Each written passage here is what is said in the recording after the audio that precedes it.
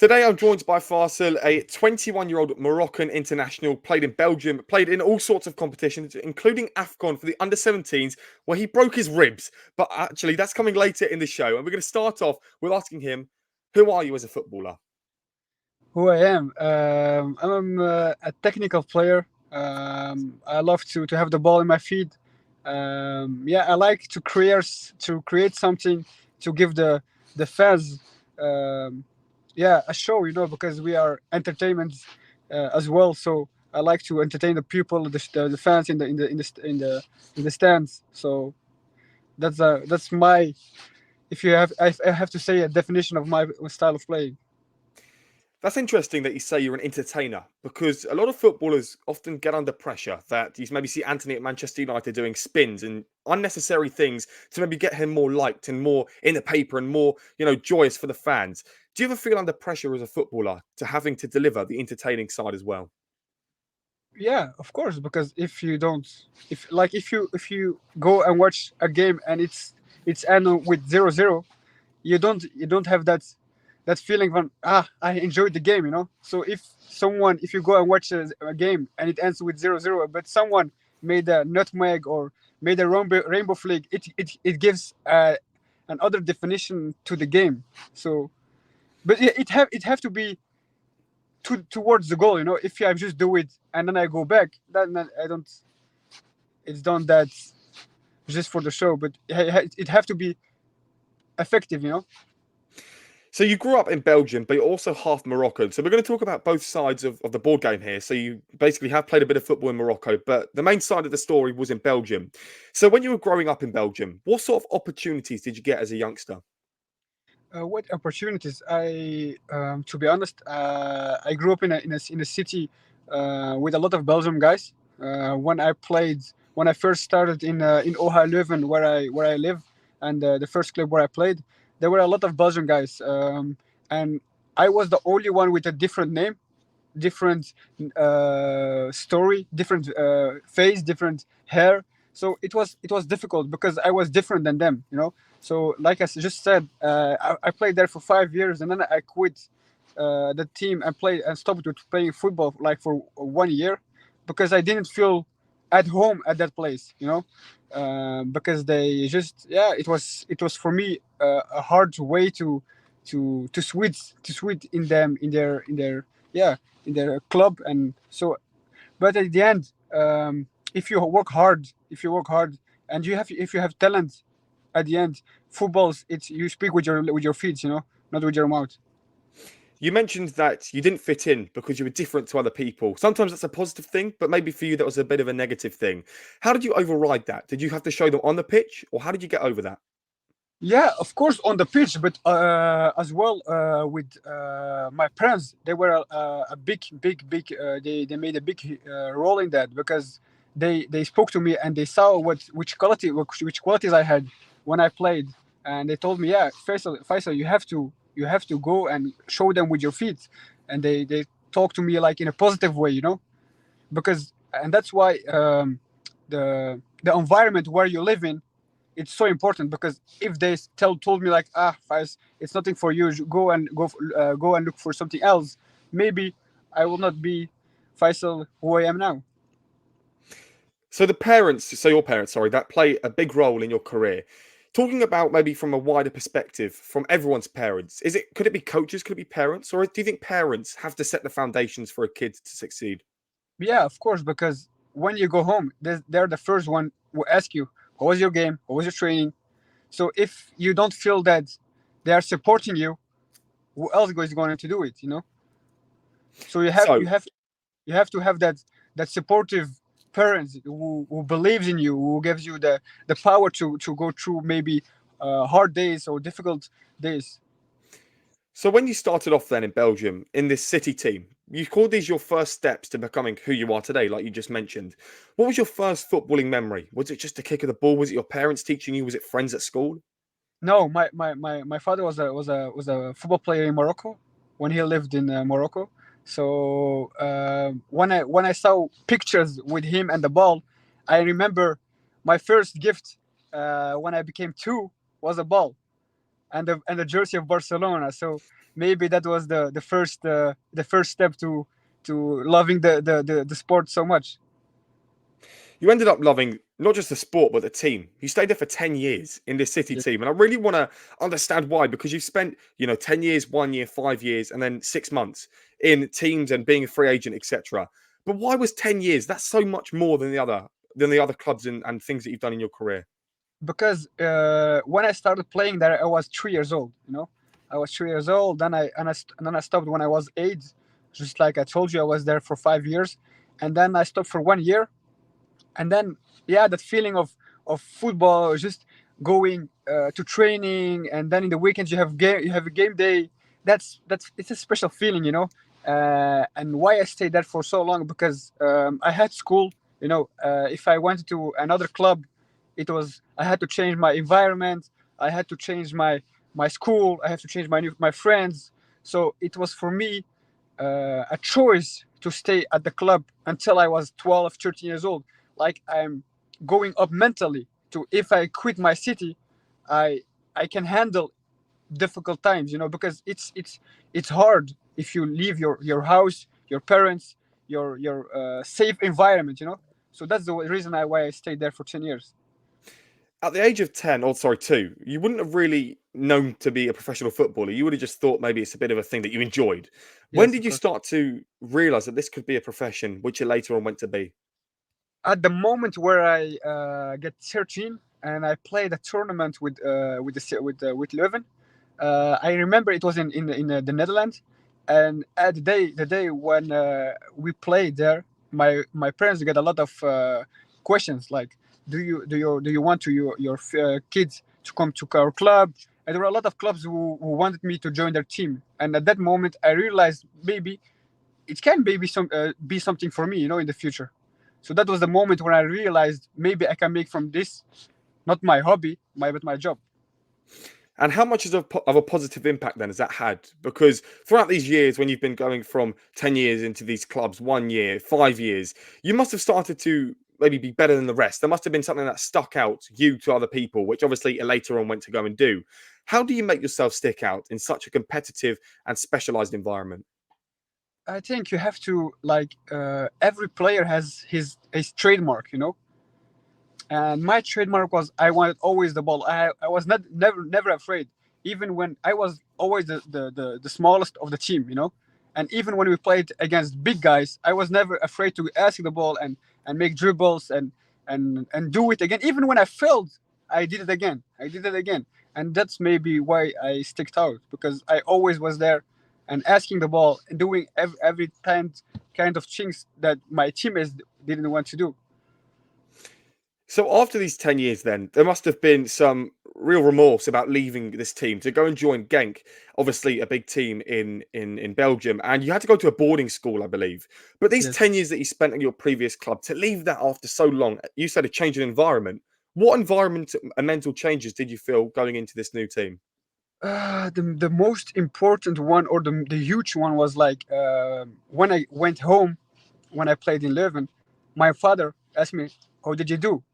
And then he asked me, what did you do good, and what can be better tomorrow?"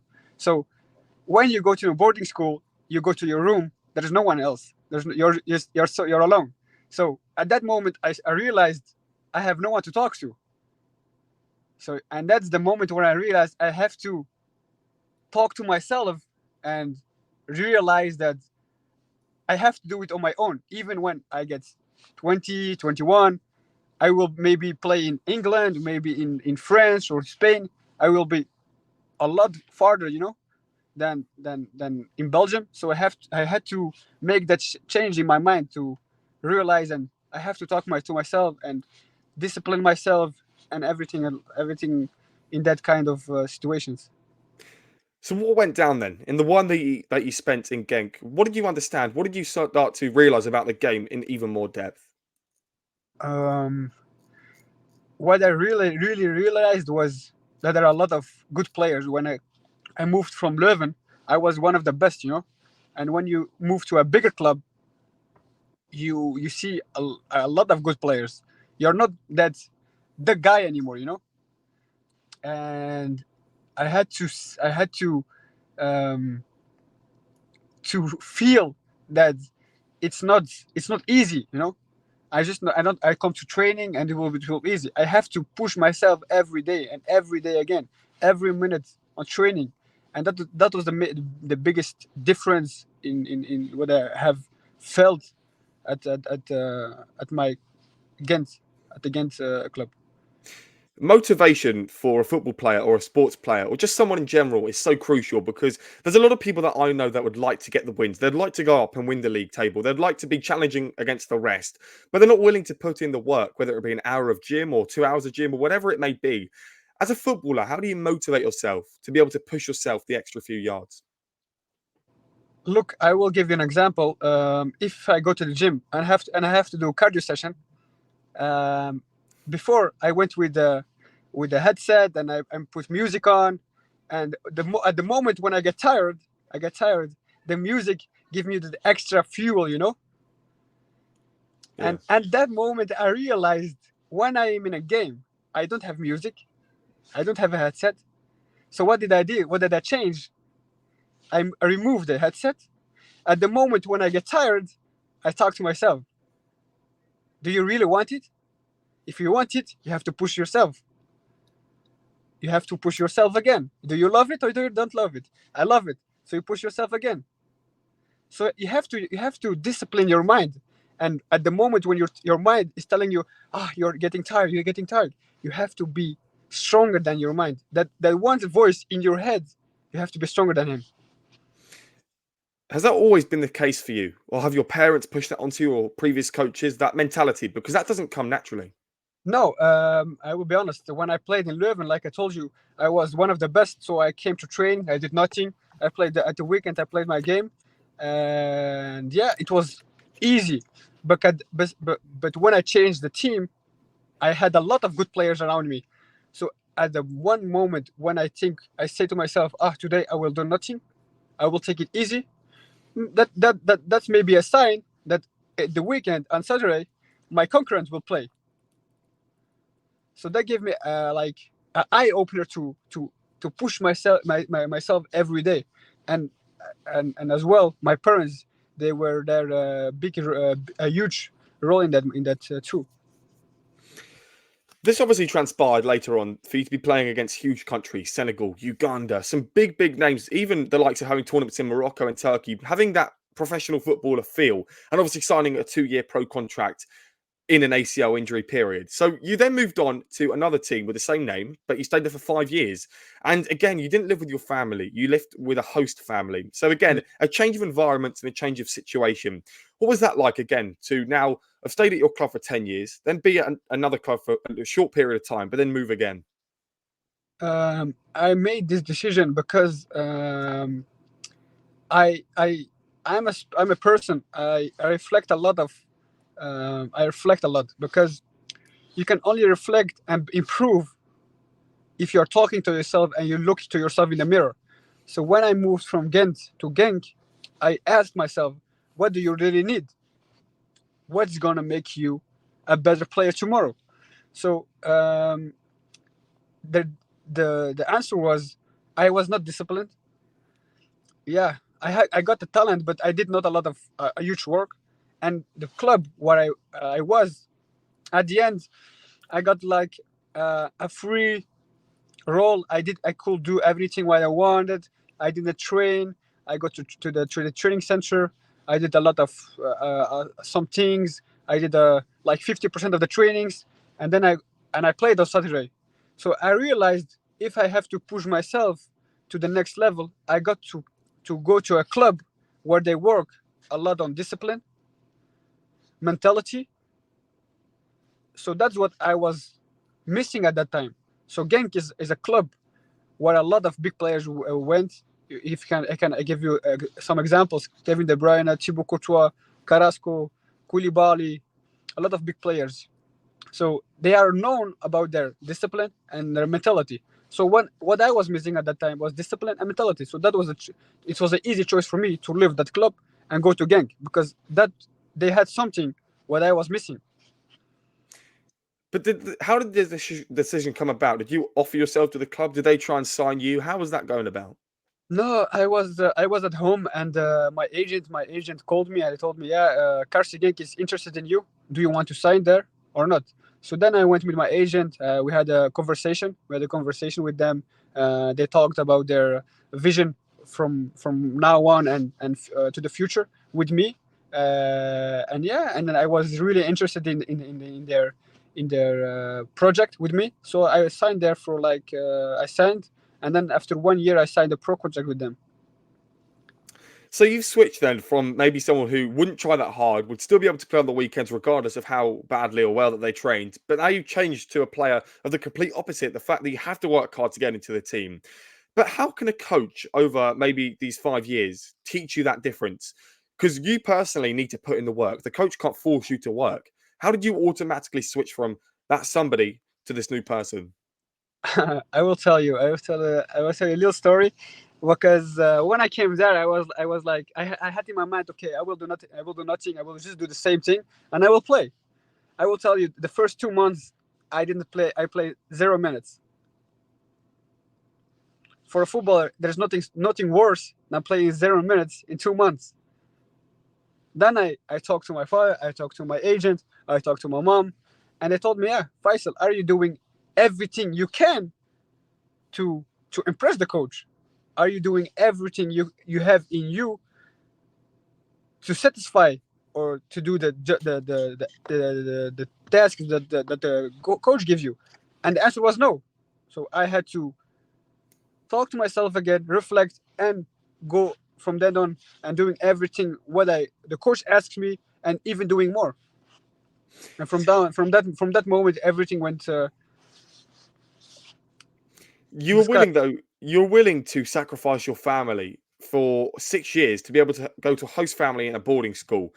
And the transition would have just been maybe the host family wouldn't have spoken to you as much as your parents would have done. There must have been maybe different food and different kinds of experiences that you would have had to grow up with. Was that a positive or negative thing when you look back on it?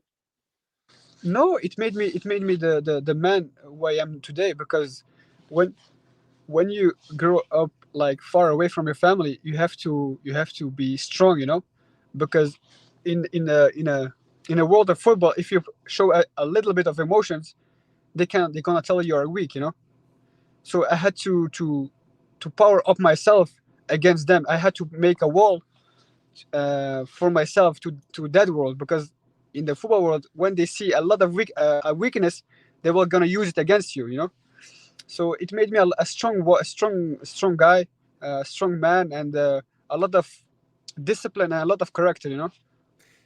You mentioned being a weak person, and there's a lot of football clubs that have maybe player carers who would look after the players mentally and physically as well to ensure that they're always up to 100%, regardless of what day of the week it is, game day, training day. But as for your own sake, you didn't have really that experience, or maybe the people behind you, the team behind you, to be able to support you mentally. How did you survive, or in a footballing sense, how did you survive to be able to keep pushing yourself to get through these tough times?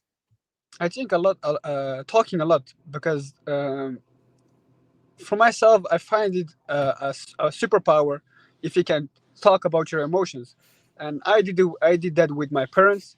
I'm a believer, so I did it a lot with God too. So I think with these two, with my parents and with God, and yeah, always believing in myself, because if I don't believe in myself, no one else will gonna do it for me.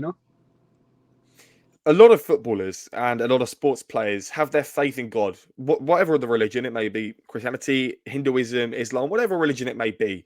And it's such a key helper to a lot of people. But for yourself, who has experienced maybe the sighting of God, to be able to see that God has really helped you push, how do you think? How do you repay God for that? Do you repay him on or off the pitch? I think the only thing I can do is thank him, and then on the other side is sharing my experience. Because now my biggest role in all this is to be an example for the young guys, for the younger guys, for the next generations, to show them, if even if it's hard and your trajectory is difficult, if you put your trust in God, and you put yourself always every day 100%, even if you don't succeed, you cannot tell afterwards to yourself, I had to do better my best. I had this. You you don't have regrets afterwards. 2 years in to this 5 years that you stayed in Genk or Ghent, you had an issue that really occurs with a lot of female footballers, which is an ACL injury. I'm not entirely sure the science between why women get it more than men, but you experienced an ACL injury, one of the worst injuries to possibly have in the game. How? Why? How did you recover from that? How did I recover? I remember it was in February. No, it was in March. It was in March, 2 days before the first lockdown in Belgium, because it was Corona at that time. I remember I felt, and I felt something. Yeah, very. It was different. It was strange, and yeah, and I went to the doctor, and he told me, yeah, your knee is not looking good. He told me, like, if you got water in your knee at night, call me again. So I go to sleep. I wake up in the morning. I see I see a lot of water in my knee. My knee is a lot. It's like a ball, It's so huge. And I call him, and yeah, I immediately go to the hospital. They make the scan, and they told me, yeah, you have a ACL injury. Yeah, at that moment, you don't believe it, I was like, don't stop kidding, man. Come on, just tell me what's going on. And I was not. He was like, I'm talking serious. And at that moment, I realized, like, it's gonna be a tough 1 year without football, because yeah, you're working so hard, and but at the end of the day, my father told me it's a setback, and you can only come back stronger from this. This ACL injury, as I said, is a year out of football because it's the rehabilitation that takes a long time as well. What does it feel like then to have this injury of an ACL? Because you just said that there's a bit of pain, but was it really as light as that? No, it's not like that. Like, I'm just saying it like that because, but no, it's a huge pain. It's a lot of sacrifice, because I remember I had 3 sessions a day for like 11 months. I start with the physio in the morning. Then I have gym to do some power for my knee, and then afterwards I got a session in the pool. So I got like through a difficult time, but emotionally it was okay, but it was hard to see your friends playing, and you're inside. You're saying, they have fun. They are playing outside. They're playing with the ball, and you're inside in the gym, and you're seeing. So that was the most difficult thing about it. Not only does an ACL injury happen to some people, not specifically to you, however, it happens again. And it can happen again after that. It's a recurring thing. So for yourself, 21 years of age, it happened a few years ago. Is there still a risk of that happening again? Yeah, that's the yeah. It's a part of the job. You can never know, because if at the end of the day, I tell myself, if it happens again, it's with the will of God. You cannot. It's just part of the game. If it comes, it comes, and you cannot, like, risk it. It's just you play your game, and if it comes, it comes. In these 5 years that you spent in Ghent, you signed a deal, a pro deal. I'm presuming your first pro deal of your career. The excitement and jubilation of being able to play the sport that you tried to train up for so long, finally paying off, getting the full-time contract. How did that come about? Yeah, I played. I was 16 years old. No, I was 15. I was 15. I played with the under 18s of Genk. Like I told, I had a difficult time in the difficult first months at that time, and afterwards, like I told, I made the efforts. I made the efforts. I made the efforts, and I played every game from that on. And I played then my first. I got my first call up with the national team, with Morocco, and that made a lot of it made a lot of things easier, because I played with Morocco in Marrakesh 3 games, and then I scored five times. So a lot of clubs were interested at that moment, and if you play at a club, and they see that you got a lot of interest from a lot of big clubs, a lot. It's normal. They're gonna be scared, to lose you. So yeah, that's how it comes to. They give me a pro contract. What did you feel then to be able to get offered this contract? Was it like the ACL injury where you just couldn't believe your eyes? You just couldn't believe what was happening? No, I was definitely seeing it's coming, because I remember the days before my agent was calling like, "Hey, Faiz, you have to go to the club. You have to go to the club. You have to go to listen to the club. I'm at the club at this moment. Where are you? It was not normal week before. The week before it was not a normal week because my agents called me every day. I was feeling that is as something gonna happen. So So to sign this pro contract, you stayed, I think, another 3 years, if I'm not yes, mistaken, and then you joined the City team. Is that because your contract expired? yeah, my contract expired and at that moment I was not feeling part of the team anymore. A lot of players of my age they were gone. They moved to another club. So I was from my age, from my generation, I was the only one. So I felt like it's time to move on and look for something new and have a new adventure. To have that fuel again to show myself and to expire my qualities again. So you joined Lommel SK in the City, and you're staying in the City again. So you're maybe where you were in maybe a nice place. Maybe you know where you're going, etc. So that would help you mentally. But physically, what was this like? Was this a step up or was it a step down from what you were so used to? No, it was a step down, of course, because when I went from the first division to the second division, so you know that it's not going to be the same level like you are used to, but I was telling to myself, I go one division lower, I play everything, I show the world my qualities again, and then from then on I will make a step again to the first division. So that was my intake in the decision to go to Lommel. This was around then the coronavirus period, like you mentioned before. And, we all know what it was like. It was an awful period for a lot of people, not just the deaths, but also being locked inside away from family, away from football, and, all sorts of things that we were so used to for so many years. And for yourself, to get through that lockdown period, how did you cope? Oh, the cup. Like I told you, I had an ACL injury at the time. So for me, I was every day at the physio. Like I told you, I had 2 sessions a day. I had a session in the morning with my physio. A lot of pain, a lot of pain. I don't know if you saw the videos from Neymar when he's crying. So I was at the same moment and at the same place where he was, with a lot of pain, a lot of crying, a lot of sweat and tears. But no, it was all worth it. And like I told you, if I didn't have football at that time, maybe went crazy. Some people they went crazy because they were used to be outside every day, and now they have to be in their room for like 9 months.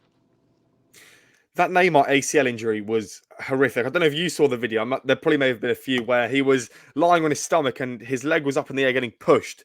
I think it's because the ACL, when you get it, something happens where they try to elasticate the fabric that they put inside of his knee so it didn't Yeah, recur. I'm not entirely sure yeah, if you saw that, but yeah, there was a lot of yeah, crying yeah. But involved. I went through that the same pain because like they take uh, a muscle from another place Mm. and they replace it in your knee, but the muscle is not made for your knee.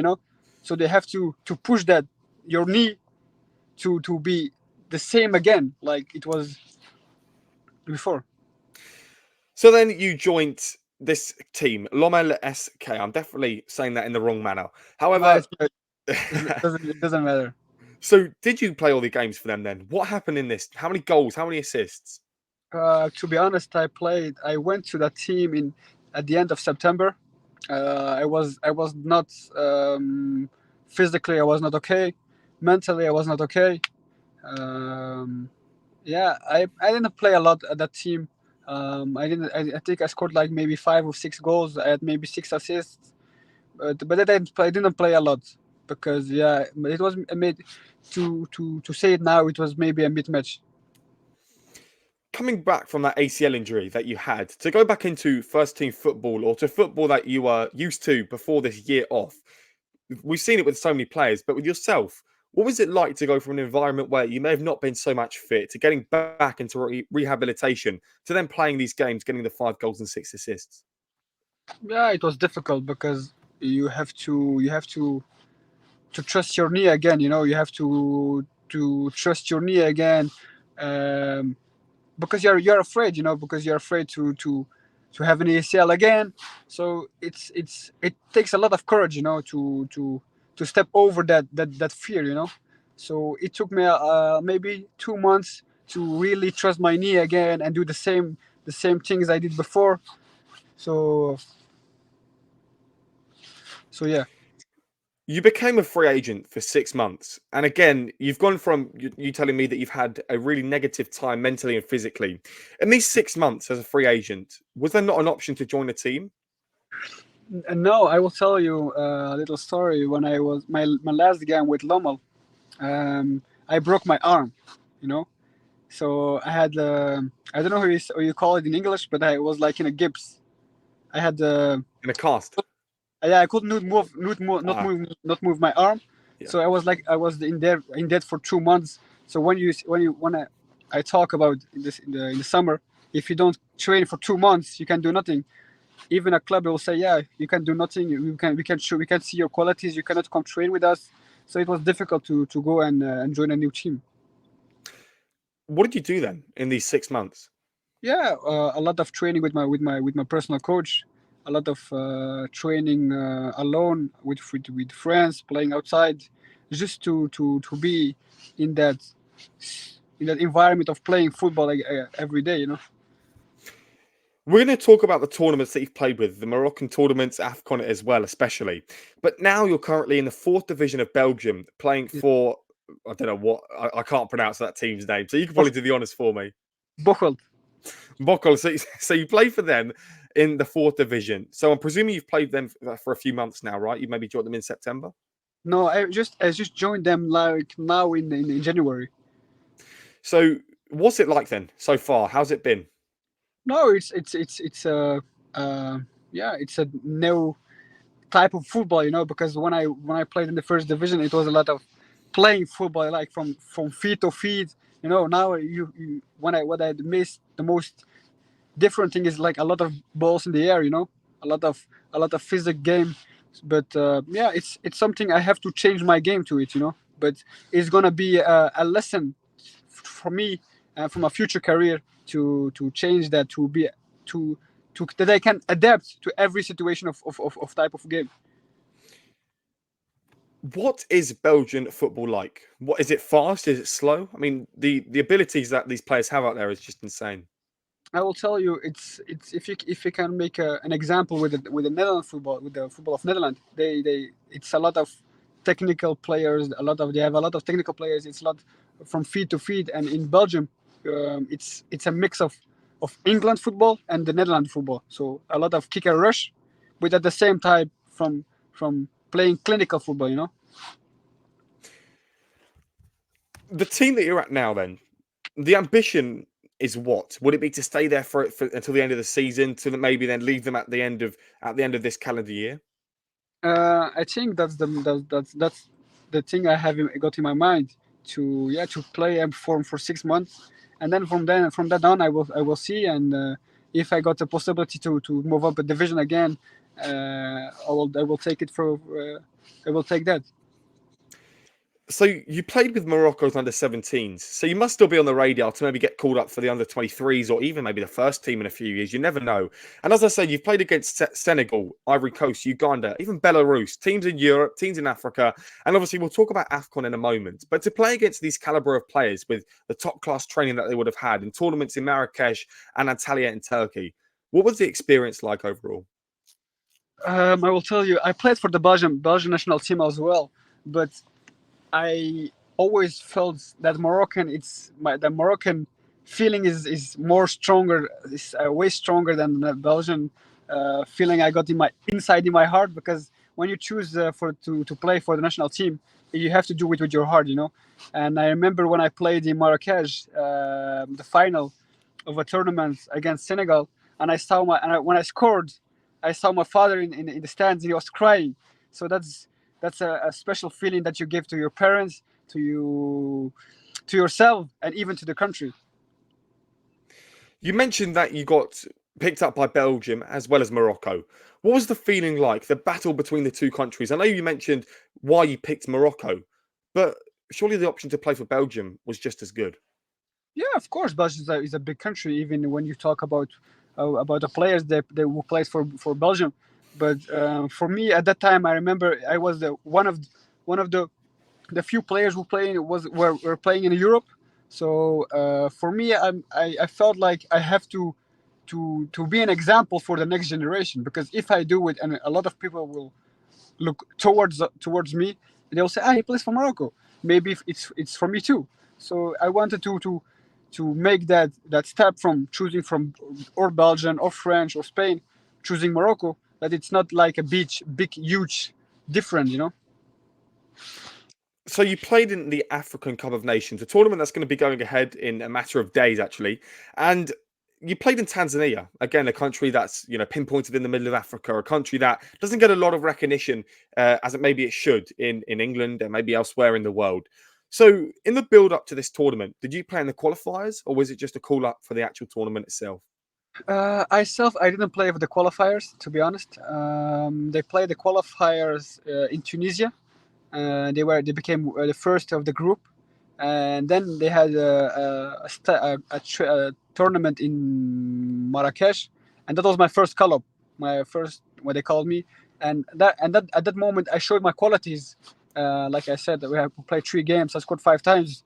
That was the moment like the coach saw like he's an additional to our group, and from that on I never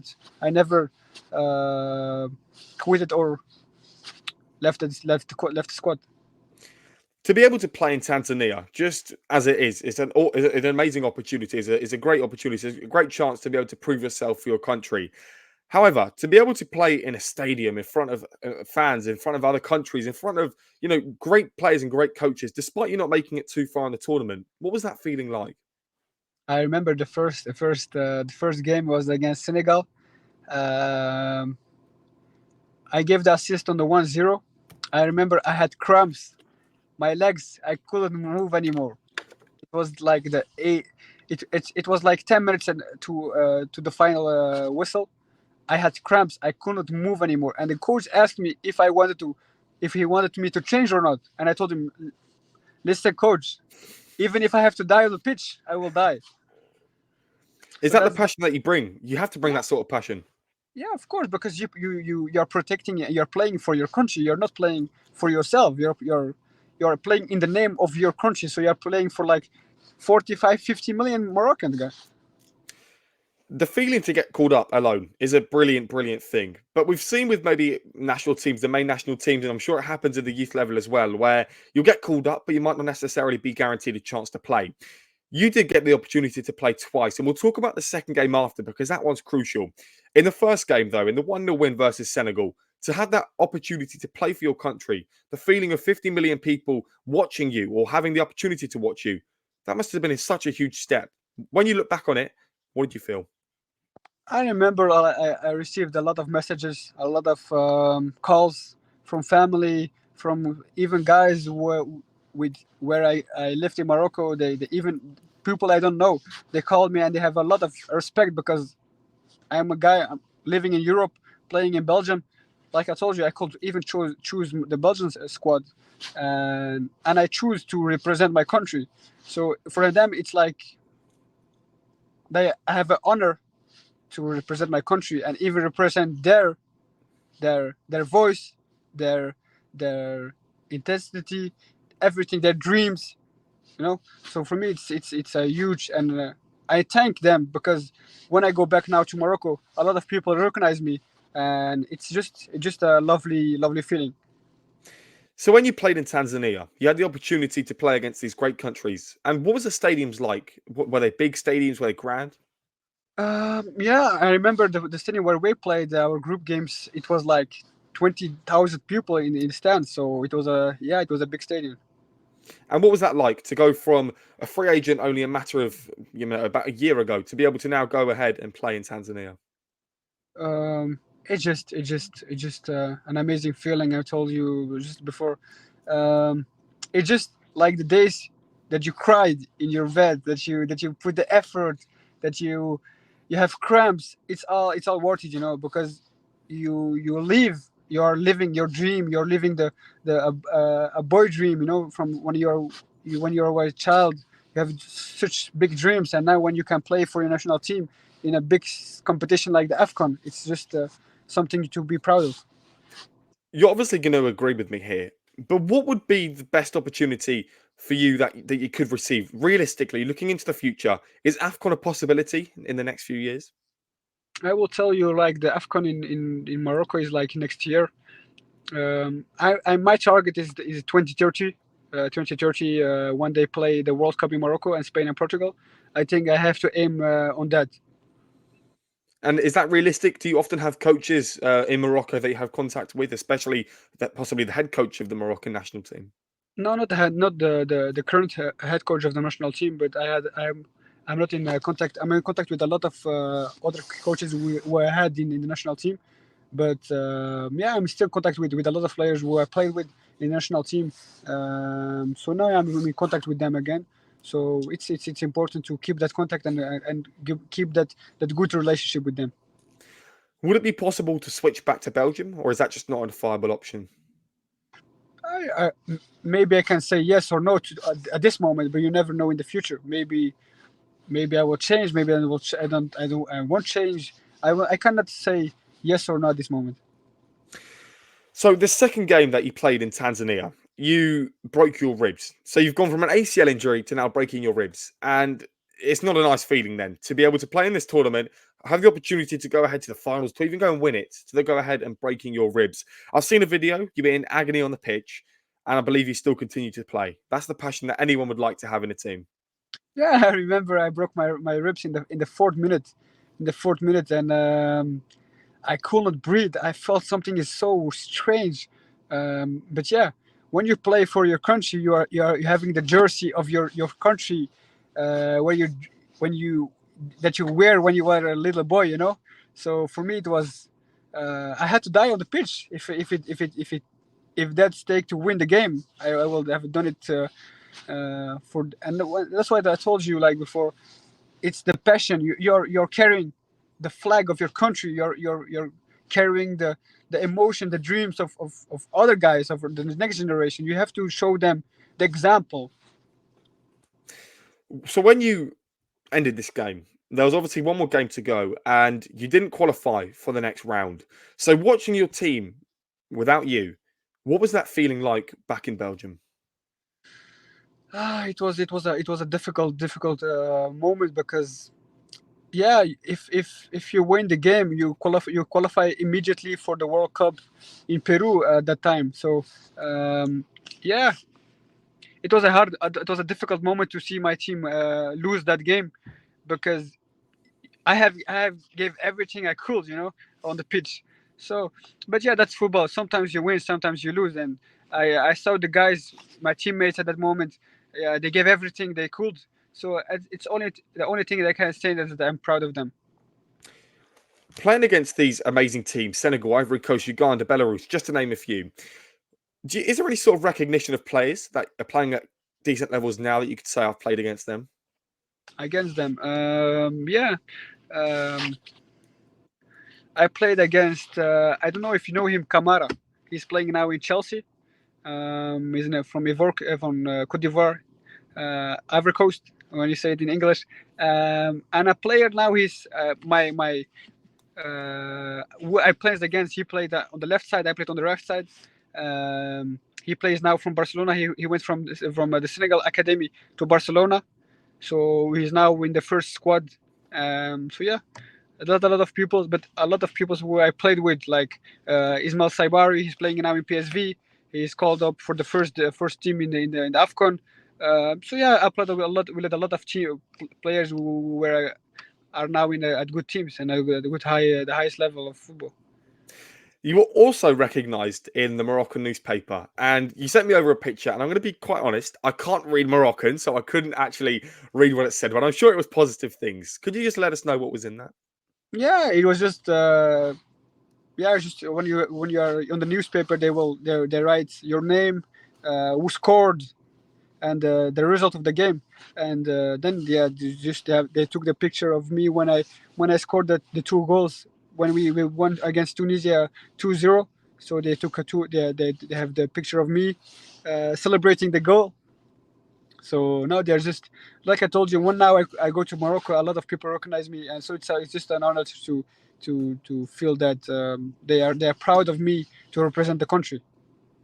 Anyone who knows me knows that I've been to Morocco plenty of times, plenty of times to understand maybe a bit about the culture. Obviously not perfect, but I understand the Moroccan fan culture. I mean, I've seen some videos. I've been near the stadiums. I've been able to hear it where the fans are just absolutely out of this world. They're so loud. They've got flares. They're very just out of this world intelligent in the way that they want to boost their team. And like you said, they learn it off you. They would like to die for the badge. How do they replicate that in a tournament in Tunisia, far away from home? Yeah, it's just you go with a such mentality. You go there to represent your country, and um, just when you are on the pitch, like I told you, you are presenting not yourself. You are representing all country, a lot of Moroccan people around all the world. So you have a lot of pressure on you. So you have to deliver every moment, every even when you're done. When you're done, you have no stamina anymore. You just have to push yourself to go beyond your limits. And so when we started off about in this conversation, you spoke about not having the mentality, the mindset to be able to train, to be able to work and put in the extra hours to basically replicate what you've done, to be able to play for your country and do everything that a footballer would like to do. And it's changed quite drastically here. Is it still improving? Is there still room for some improvement? Yeah, of course. If you tell yourself there's no room for improvement, then you're stupid, to be honest, because even Ronaldo has a lot of room to improve himself. He trains every day. If he is one of the best players in the world, so if he trains, why should I not train? Because I have to improve a lot of things.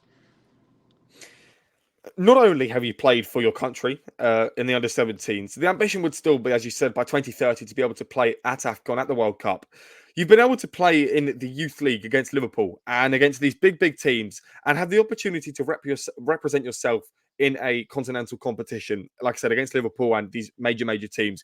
You lost to Liverpool on penalties, but to play over 90 minutes of football against them must have been very crazy. I played against Liverpool twice. I remember the first time when I played against Liverpool was against, I will tell you some players. Jones, Kirsty Jones, Nico Williams, who plays now for Nottingham Forest. So yeah, and Elliot. I don't know what's Elliot his name. Harvey Elliott. Harvey Elliott. I played against him too. So I played against quite good players at that time in against Liverpool in the youth league, from the Champions League. So no, it's a huge. You can see your qualities against one of the best teams in the world. So it's yeah, something to be proud of because you play against one of the now if you see them playing in Liverpool and you can you tell yourself play against them and I made it difficult for them. I give them a hard time. How did that competition go? Talk me through all the games that happened in those group stages and later in the competition.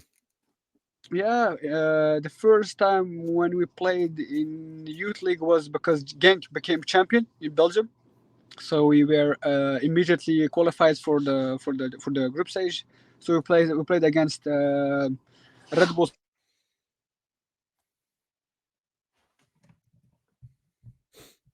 Good to go. Um, I played against a lot of teams. We were in the group stage with Salzburg, Napoli, and Liverpool. I remember the first game was against Salzburg. We draw 1-1. When you go to a club of Red Bull, you see the gyms, you see the big players who play there. It's such a motivational for yourself because you're just such close to make it happen. So it gives you that extra fuel to go again and again and again, because you are just this far from reaching your ultimate dream. The ultimate dream for yourself would be what? To play in the Moroccan Premier Division, to play in the Premier League, England, France, Germany? Um, I will tell you, my dream club is Barcelona. So if I have one dream that I can make it happen, I will say it's Barcelona.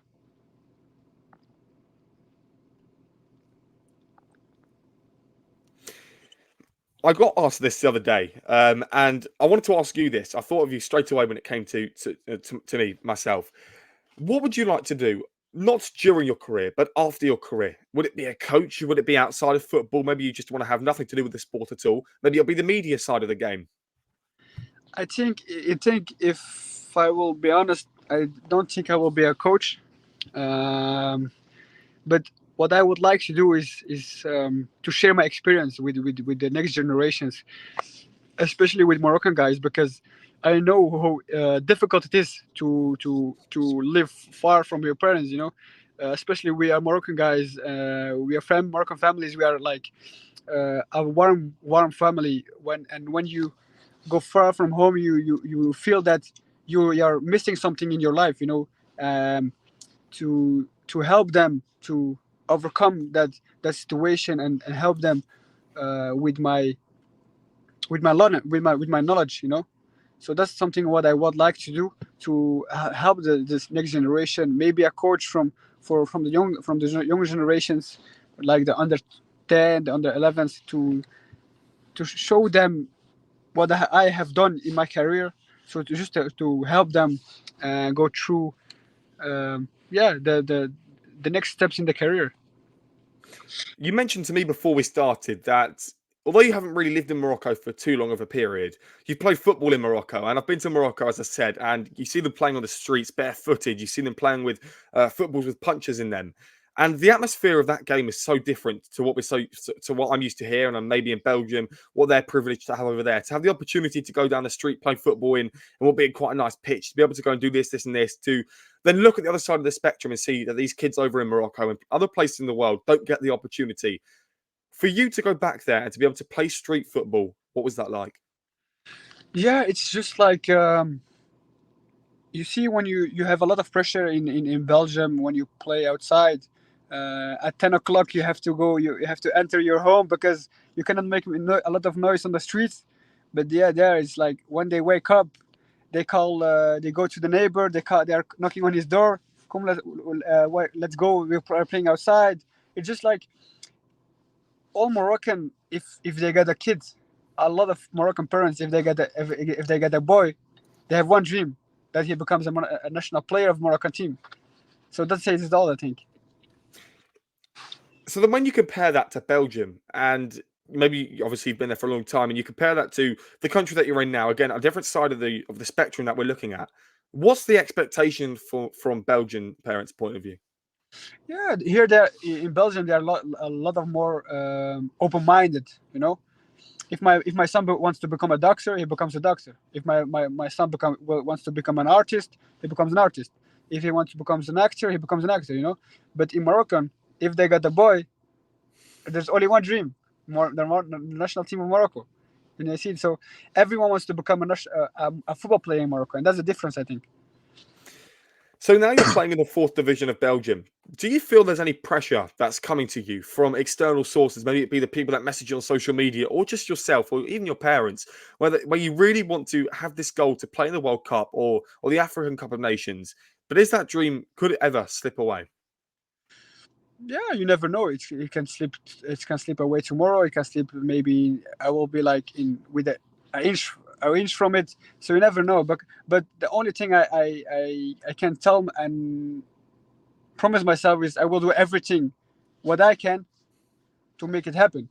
At the end of the day, if it doesn't work, I will not have a lot of regrets. Because at that moment I will live with regrets. And that's maybe the difficult one of the side.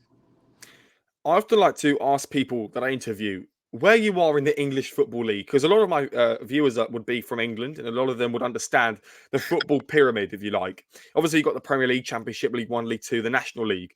If you were to go there now, what sort of level would you be looking to go to? I will maybe start in League One.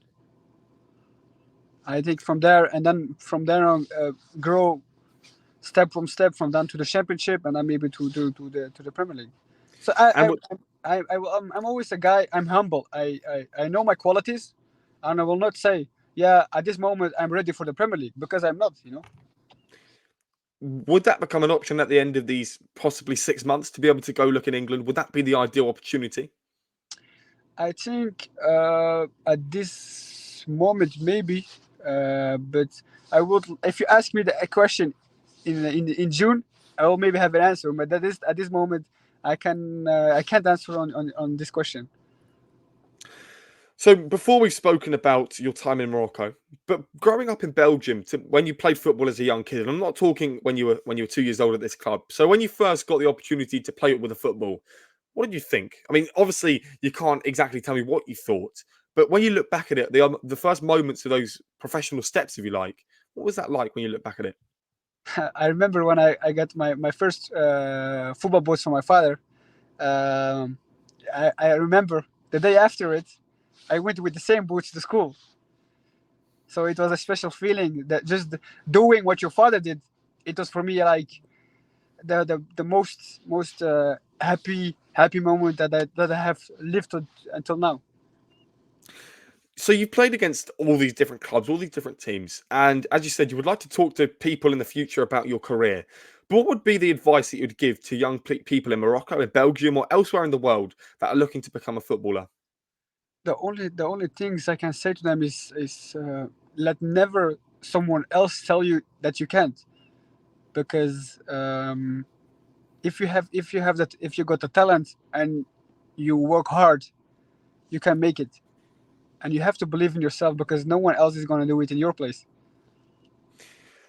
And you must have learnt this then. So when you travel to watch RB Salzburg, to be able to play against them, to be able to play against Napoli and Liverpool, you must see or understand whether you speak the language or not. You must understand that the culture of the game is different in different countries, but also their ideologies and their mentalities are different. And you must have learnt a lot, and it must have helped you develop as a player. I didn't hear your question. Can you repeat, please? So to be able to play against Liverpool and Napoli and Salzburg, how's that helped, or maybe even negatively? But I'm sure it would have positively impacted your career. And if so, how? Yeah, just like I told you, you're at the same moment of a big club. If you if you compare your qualities, like I'm telling you, I play like a left winger. I compare my game with the left winger of the opponent from a big club, because he's playing in Liverpool and I'm playing in Genk. So if I was better that day, it it it gives me the feeling that I maybe can reach that level or reach that club at a time. So that was the feeling I had when I played against these teams. As a professional footballer, to be able to wake up, and I always say the same line, to be able to wake up and do the thing that you love, what's it like? How do you prepare? And because everything is so monitored. So I spoke to someone about nutrition, and he said to me that he has salmon 24 hours before because it takes time to come into the system. For yourself, what do you do? Is there maybe mentality things that you help to improve yourself for a game? For a game or just training? Training and a game. No, I'm a guy. Always told myself I'm not a guy. I don't put pressure on myself, because if you put pressure on yourself, it can affect you in a bad way. So when I get to the warming up, I just do some tricks to have that feeling to feel okay. I'm today. It will be my time. Just something. Yeah, small things that can make you have a good feeling before the game. That's the most important thing, I think. And lastly, when you retire from football, if you retire from football, I'm sure there will be a point someday. And you Yeah. spoke about maybe delivering speeches to younger people of Morocco or Belgium. But would there be an opportunity to carried on maybe later? Because we see with footballers that they can play till they're 36, 37, but there is a point where you do have to stop playing football. Why would there not be an opportunity of being a coach when you have that opportunity just right in front of you? I think the biggest issue I have with football is a lot because I grew up in a family. Um my father told me always to be honest, and I think in the football world there are a lot of people who are not honest. They a lot of lies, a lot of hypocrisy. So I'm not that kind of player. I'm a person. I want if I have to say something to someone, I say it with my heart. I don't like to lie to people. If someone is bad, yeah, how am I gonna tell someone he's bad? So it's hard to tell someone something negative. That's maybe the reason I don't want to become a coach. That actually wraps up everything from me today. So we've spoken to a Moroccan international here, a great player, 21 years of age, the world at his feet. Thank you very much for coming on. It's been an absolute pleasure. Thank you for your time, and maybe in the future we're gonna have a next interview, and maybe I will be far, far, far from what I'm now. So Absolutely. I wish you all the best. thank you. You too. It was nice to speak to you, and you're a nice guy, and keep with the good work. And I hope you reach the sky is the limit, man. Thank you very much. I always tell everyone to who I speak, if you believe in yourself, you put hard work, you can reach everything you want.